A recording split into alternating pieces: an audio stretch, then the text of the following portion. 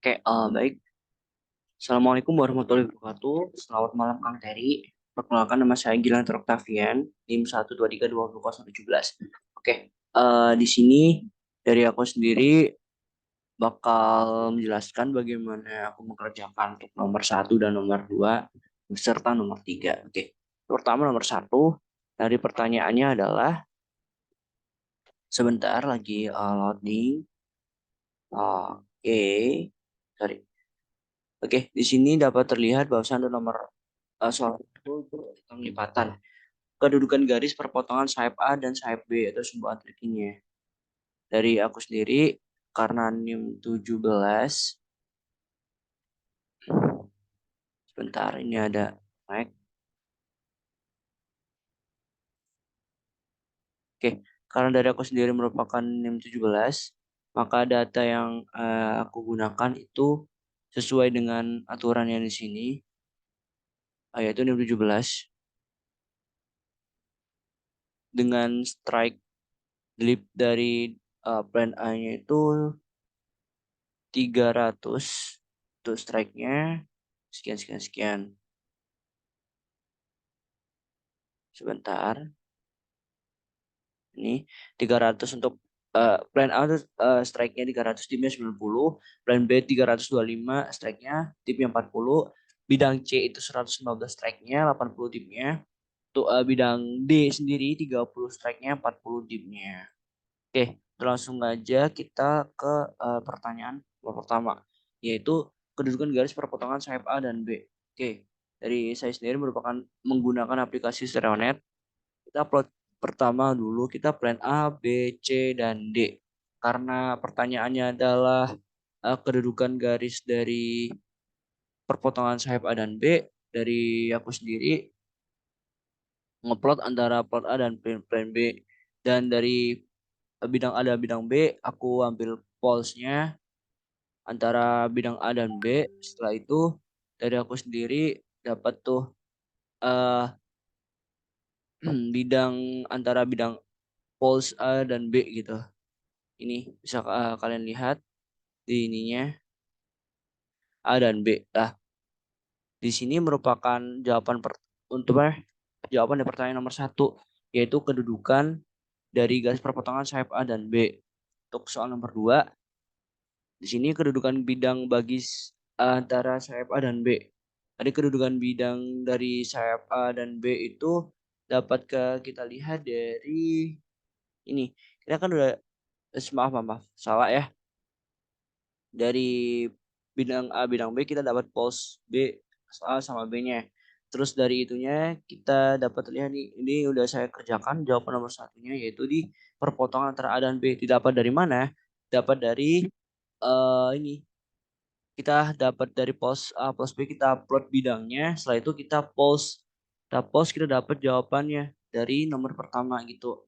Nah, untuk soal nomor 2, kedudukan bidang bagi sayap A dan B, bagaimana sih caranya?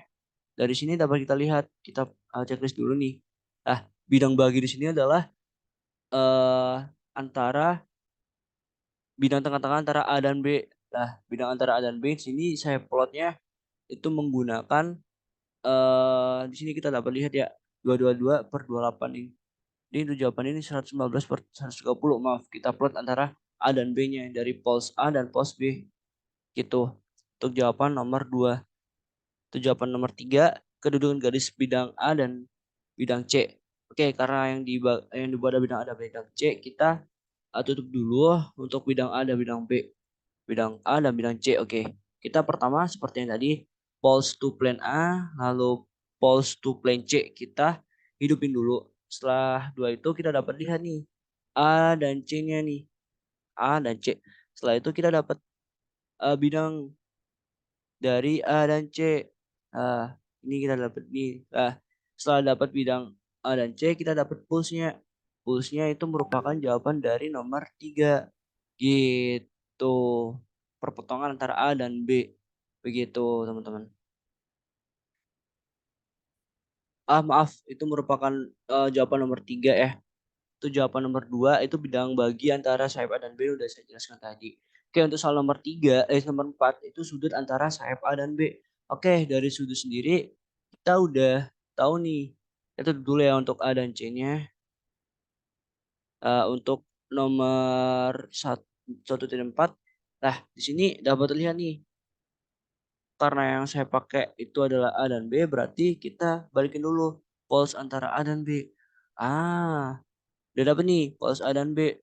Nah, dari sini kita langsung saja tekan calculation, setelah itu angle between, select line. Oh, maaf maaf salah. Dari ini, sorry.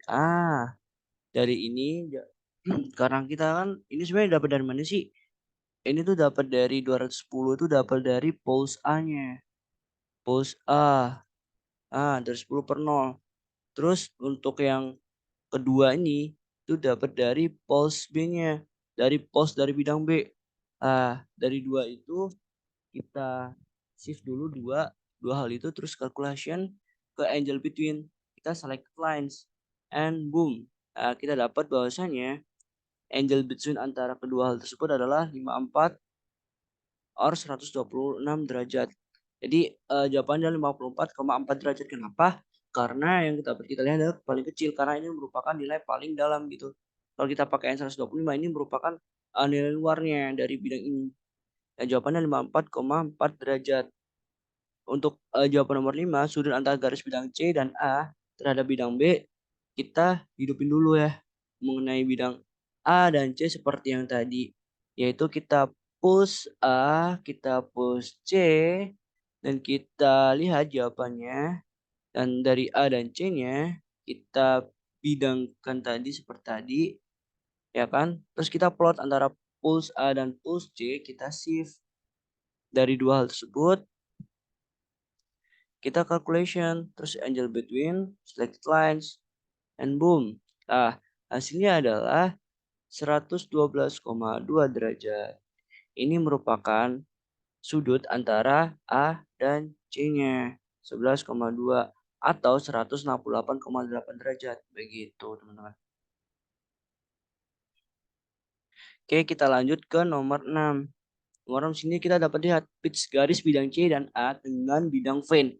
Untuk pertama kita cari dulu bidang vein itu di mana sih? Bidang vein merupakan bidang D, ya kan?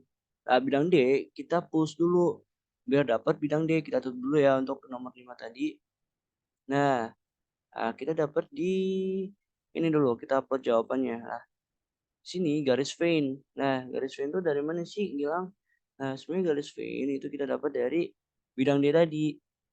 Mana ya? Garis vein. Ini tuh trennya itu merupakan strike dari bidang D dan puncnya itu 0. Sedangkan untuk yang kedua ini 210 trennya dan plus 60 didapat dari mana? Didapat dari perpotongan antara C dan garis bidang C dan A nih. Garis 10 60 260 lah.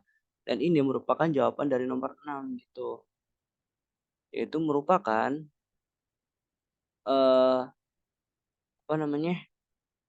Bidang sudut dari bidang A dan C terhadap garis vein. Kita calculation angle between selected lines. Dan jawabannya adalah ini. Angle between-nya itu 120 derajat atau 60 derajat. Untuk jawaban nomor 6. Untuk nomor jawab 7, soalnya adalah garis bagi antara bidang C dan A terhadap vein dan bidang B. Oke. Di sini dapat terlihat ya. Pertama kita plot A dan C-nya. Maaf salah. Nih. Pertama kita plot A dan C-nya. Plot A pulse bidang A dan B. Maaf salah.